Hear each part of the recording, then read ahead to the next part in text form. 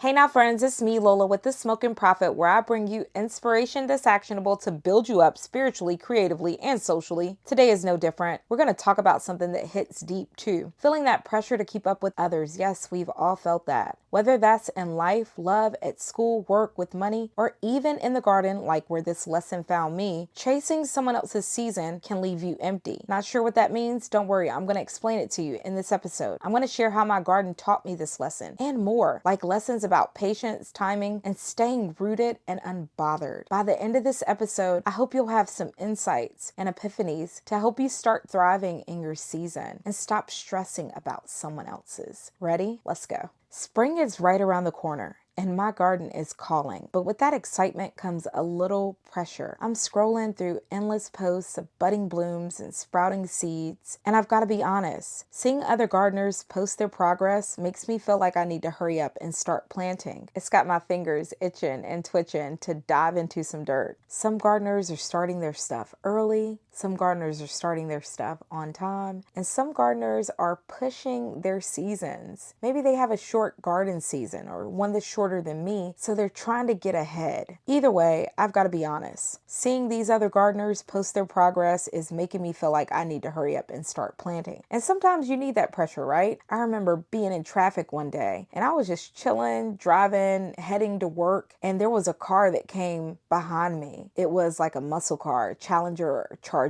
or something like that. But it got behind me and it started like moving, and it caused me to accelerate and move ahead. Sometimes you need those pushes, but sometimes you don't. And right now, I don't need the push because where I live, the weather can fit all 4 seasons into 1 week. So when I felt that pressure creeping in, I had to remind myself, good things take time. That means chasing someone else's season won't grow my fruit. Sure, I could rush to plant seeds outside, but a single surprise cold snap could wipe them out. And yeah, I could clear old leaves and garden debris away right now, but some of those debris protect my plants, like my precious peonies, from harsh weather. Now, someone might be listening and thinking, well, that's not true. If I follow someone on a similar path, I'll get the same results. Wrong. Even in the same place or grow zone, no two gardens are identical. Soil, sunlight, plant choices, and even your daily life all create different conditions. Same thing goes with life. No two paths are identical. No two paths are the same. And even if someone seems to have the same goals, their journey is different. So chasing someone else's season, well, it won't grow your fruit or mine. I let that truth sink deep in me, but it didn't stop there because my garden had so much more to teach me. Like sometimes the best things take longer than we expect. Last summer, my garden taught me a huge lesson. Timing isn't just important, it's everything. I mean, timing is a really big deal. Just think about this. Summer of last year, I started planning for my spring garden this year because I know that time doesn't wait. I know that the seasons don't wait. I know that I have to jump in and move with the rhythm of the season. But let me not get into that. Let me just tell you the story. Let me stick with my notes. So I started this new garden space full of fresh plants. Some thrive, like my show-stopping weeping Nuctus cypress. Let me tell you how I got that tree. The story is wild. I'd been talking about this tree for at least 2 months. I wanted it so bad. And it was, it wasn't a $20 or $50 tree. So I didn't just jump out and buy it. I talked to my husband about it. I talked about saving money for it, which really meant that I was cutting back on my spending so that I could have a little cushion for this tree. I went through like a 2-month period where I really wasn't doing anything at all. I remember I didn't get my hair done because I wanted this tree. So one day my husband popped up and he's like, let's go get your tree. We went to one of my favorite nurseries. Soon as we get inside, he's trying to lead me in the direction to the right, which is the direction of the trees and everything. And I'm leaning to the left because I wanted to go look at perennials. So we did that, but after a quick glance, Dante, my husband, was like, no, I'm going to go get your tree. Minutes later, not sure how long it was exactly, but minutes later, I found him standing in front of our tree, like he was holding our spot. That's when another shopper rounded the corner, eyeing the same tree. Can you believe it? This other shopper said, if you're not willing to get it, I will. But cool as ever, Dante loaded it into our cart and said, oh, we're getting it. Turns out that other shopper was on a mission too. His wife had been eyeing the exact same tree for weeks, and the store only had one left. And because of the season that we were in, they weren't going to get new shipments of this tree until fall or either spring, because that's when you want to do a lot of your planting, in fall and spring, not when the weather is extremely hot like summer, and not when the ground could be frozen or too cold to plant things in like winter. But there that day was this guy.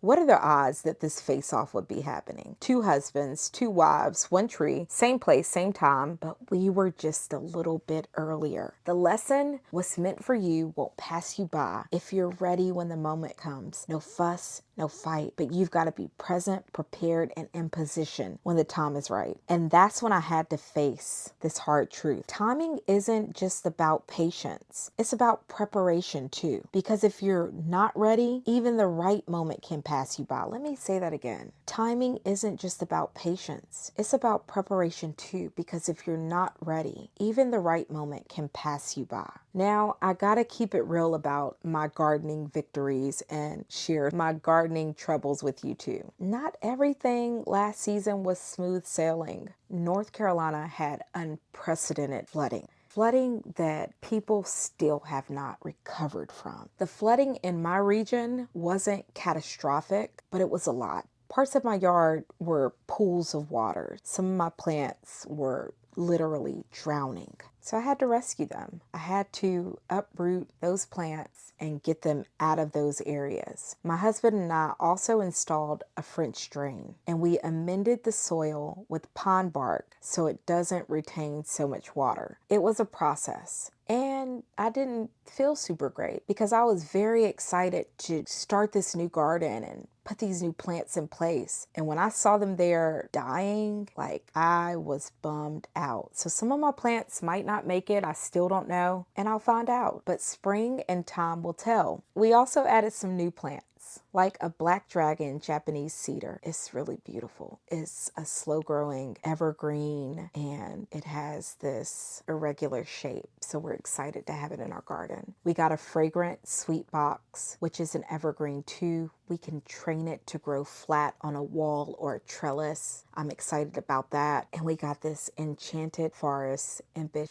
elf Pieris. That one's an evergreen as well. So all of those plants that we bought are evergreens, and they'll be stunning through every season. If you want to see what they look like, search for them on monrovia.com, because all of those plants are by Monrovia. We even added some plants that thrive in wet soil to the wetter areas, like Japanese irises and Joe Pye weed. And finally, we replanted this Ruby Falls weeping redbud. Now, I love weeping plants. They remind me of my childhood, playing under my grandparents' huge weeping willow, watching the branches sway, casting soft, dappled shade, and enchanting me. It was really, really one of my favorite things to look at in the yard. So when I'm in stores, I'm looking for weeping plants. When I'm online, I'm looking for weeping plants. I make a beeline to them. But I wanted something that was lighter colored. And then Dante came in, and he picked out this deep ruby purple beauty. And honestly, he did his big one on this one, because its deep purple leaves and cascading branches create this bold contrast against a big sea of greens in our garden. Now this tree feels like a jewel tucked into our landscape. It's unexpected, it's eye-catching, and quite frankly, it's glorious. But I made a mistake. I planted it too low. And those summer storms I was telling you about, they left pools of water around it. The roots of the plants struggle when there's too much water, unless it's a plant that likes wet soil and can take that. But the roots of this new plant struggled. When it's too much water, it makes it hard for the plants to actually get nutrients from the soil. It causes the nutrients to wash away, and then it can make the plant's living environment a cesspool for bugs and sickness. So the tree got sick. So I sprayed fungicide on it. In the fall, I cleared the fallen leaves and mulch because they can hold lingering sickness. And then we replanted it on higher ground. And that was so hard to do. Like,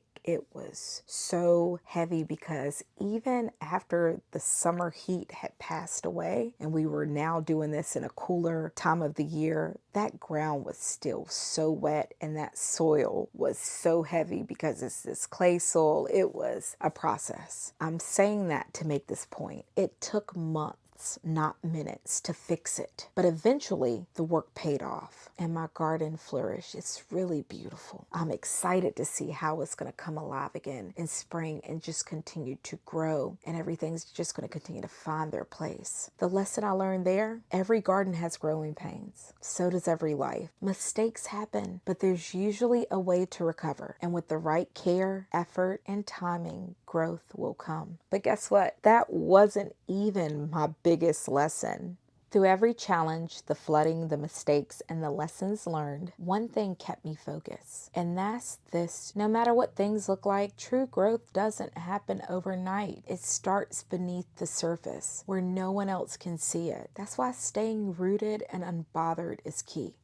Up next, let's talk about staying rooted and unbothered when growth feels slow, invisible, or non-existent. Here's some uncommon wisdom. Pressure doesn't just come from what you see. It comes from what people say too. And sometimes what people say to you is worse than the things you see and you tell yourself. And then sometimes it can be the opposite, but we're not going to go there. Last year, someone gave me some unsolicited advice about my garden. I let them talk because I didn't know their background, their experience, or their knowledge at first. I do know they didn't know my vision, and they sure had their opinions. Their words stung and stayed with me for a little bit. And for a second, I almost doubted myself. Then I realized they had a whole lot of zeal and way less knowledge. Meditate on Proverbs chapter 19, verse 2. So I reminded myself, growth takes time, like roots spreading deep before blooms or fruit appear. That means sometimes your best work happens beneath the surface before anyone sees it, even you. Progress isn't always pretty. Sometimes it's messy, like muddy hands, dirty nails, and wilted leaves, or for us, some occasional animal poop in spots that we don't want it to be,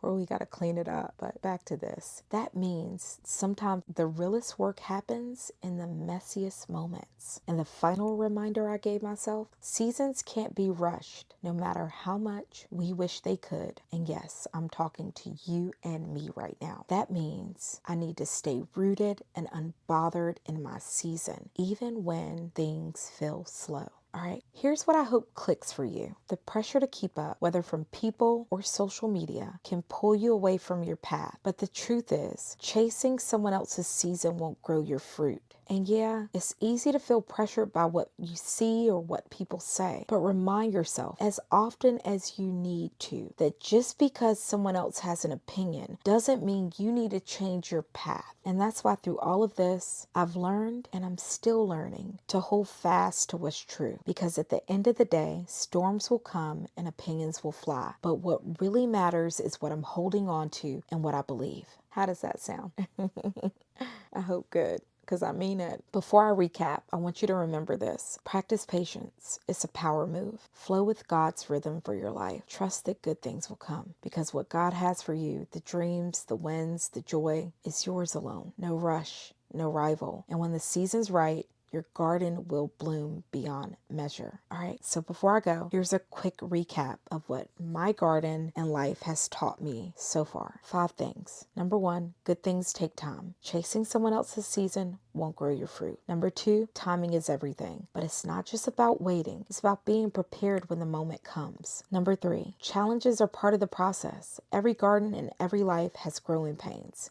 But growth always starts beneath the surface. Number 4, stay rooted and unbothered. What happens in your heart matters more than what people see. And number 5, hold fast to what's true. Storms will come, opinions will fly, so you gotta be able to stand firm.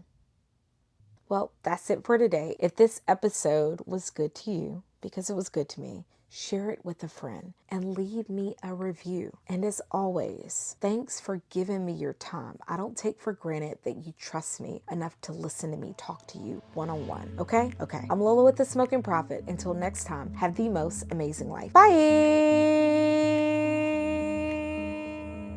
Spiritually, creatively, socially, spiritually, creatively, socially. Do life, do it better, do it better.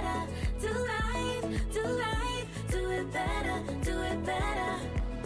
The Smoking Prophet will inspire and equip you. The Smoking Prophet takes your skills and gifts and molds you. Do life, do it better, do it better.